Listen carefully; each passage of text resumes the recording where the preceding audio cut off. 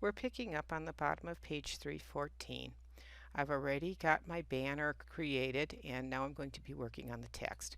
Picking up my text tool, I am going to not click too close to that line. You can see how the text tool changes to type inside an object. I want to make sure I'm getting the point type, so I want to click well within this or above and drag it in afterwards, and I'm just going to place some text in there, and I'm going to type in smart to replace the text. My positioning on this, however, seems to be coming up incorrectly, so let me see what layer I'm on, because I believe I'm behind something.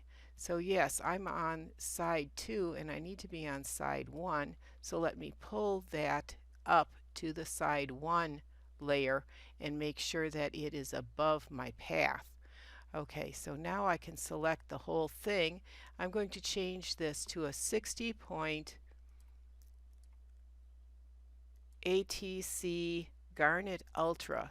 So if I start typing in ATC, it's going to narrow my search down, and I can pick up my Garnet Ultra. I also want to change the color of my text to white, and then I'll pick up my selection tool and I'm going to try to center this on the middle of my banner, but I need to bring that in a little bit closer.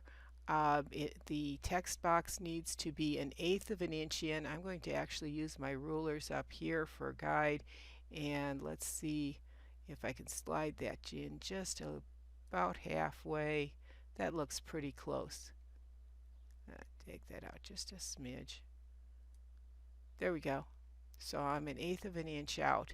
Now I want to clone this object, so I'm just going to hold down my Alt and my Shift key, click and drag and pull that over. Again, I want to make the start of that text box approximately 1/8 of an inch over, and I think I've got that pretty close. Now I want to also go in and slide this second box that I've got down to my side 2, so it's staying in the correct order. And I need to change the text from smart to tarts, and I want to go in and mess a little bit with my kerning. The R and the T don't look too good, so I want to, in my character panel, I'm going to kern those out a little bit.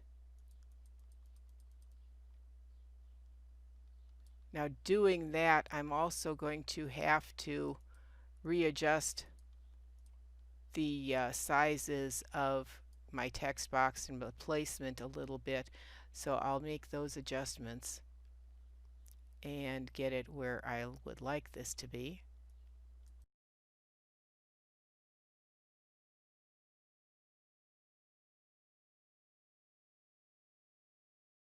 Using my arrow keys to adjust.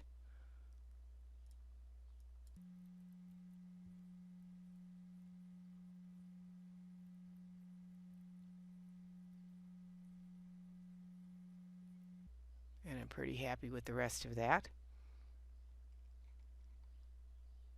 The next thing that I do need to do is at the end of tarts, I need to put in a trademark. So I am going to go up to Window, and I'm going to go into Type and open up glyphs. Glyphs are all of that's what a character is. Any character in the text is actually referred to as a glyph. But in our glyphs panels, we also get alternates and specialty items, and we want to insert in that trademark logo. So let me put that in. Let me slide this over so we can see what we're working on. And with that inserted and selected, I need to change my typeface size to 40 points, and I need to raise it up a little bit, so I'm going to do a baseline shift and raise the trademark symbol up 10 points.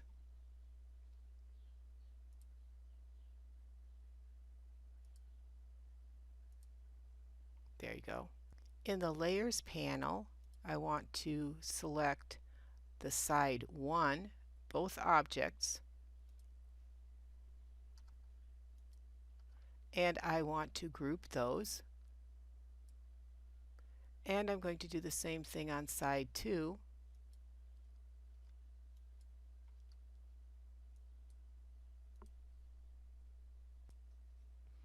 Let me center this better on the page, and actually I can get rid of my image trace right now. I want to work with the side 1 group. So let me select that, and I am going to go to Effect, Warp, and I want to use Arc. In the dialog box that pops up, we want to make sure that Preview is checked so we can see what we're doing and the changes that it's making. And rather than Arc in the settings, we're going to look for Arch and change the value of the bend to a -32. In the Layers panel, if you expand the layers for both sides 1 and side 2, I'm going to select the target, and I'm going to hold down my Alt key and drag it down and apply it to the group on side 2, which applies the same arc to that group. With group 2 selected, I want to open up my Appearance panel. So let me go to Window and get Appearance open. And in that Appearance panel, I can double click the effect. Oh, I want to be on the second panel. Let's do that one. And now I want to double click my effects, and I'm going to change that to a positive 32 degrees and select OK. So now that we have the arc applied, we're going to go into the effects and we're going to apply a 3D extrude and bevel. The extrude and bevel uses this cube as kind of a proxy so you can see what the rotations are going to be. We have an X, Y, and Z axis. The X axis rotates the object horizontally. The Y, rotates it vertically, and the Z axis rotates it from front to back. So we have 3 different directions. You can preview this by dragging the box around and see different changes that the rotation makes. After you've experimented with it, we're going to make an x-axis of 20 degrees. The y-axis is going to be 0, and the z-axis should also be set to 0. We want our extrude depth is going to be set to 50 points.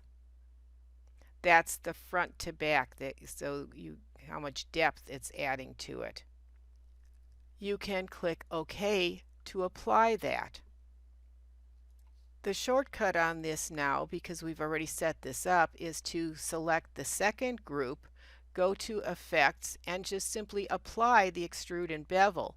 That's going to carry over what we just did and apply it to our current selection.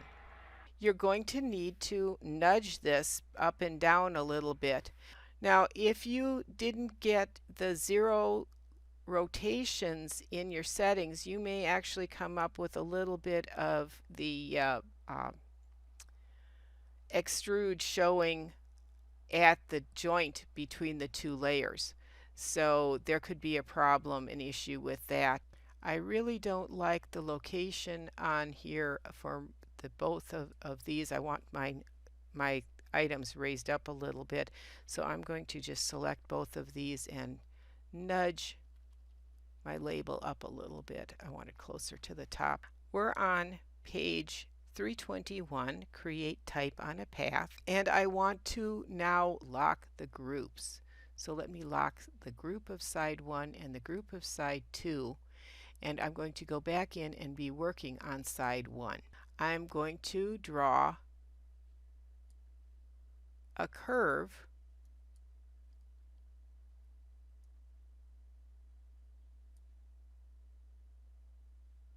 to match the curve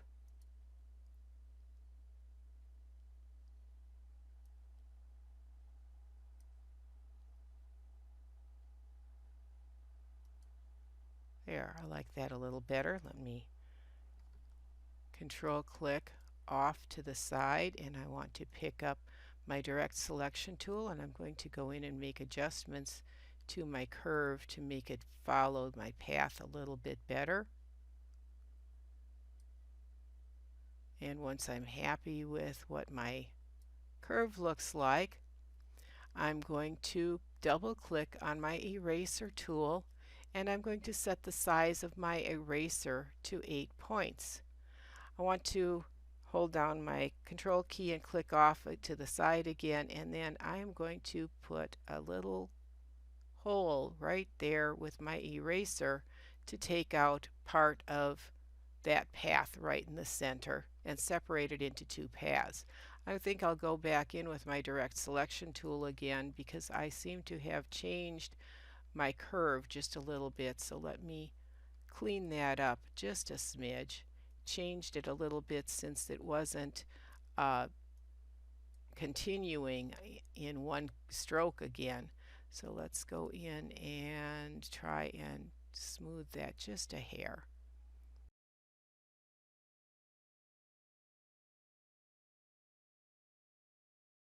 Now I'm going to pick up the second section of that line, and I'm going to drag that down into side 2. Come on. Oh, yeah, it's that one. Put that into side 2. Picking up my type tool, I am going to click on the line I just created so that I can type on a path, and I want to change this to a 24 point typeface. It's going to be the ATC, change this to Coral, and I want Coral Normal, and change this to read a sweet, fruity trip. And I think I've got a couple other things carried over in here that I need to change. Let me bring up my character panel because this is not staying open for me, and it's got to do with my recording being up. So let's go to type characters. Yes, I do. I have a 10-point offset carried over from the last thing that we typed, and so I needed to take that off. So there's my A Sweet Fruity Trip, and I need to also change this so that the paragraph alignment is to the right. And I need to also change the color of this to that dark red. And now I need to select the second line, click on that to again type on a path. I need to change my paragraph alignment to a left align, and I need to type in with a sour zip, and it carries over all of the formatting except for the color, so I do have to redo the color on there. Make that again the dark red.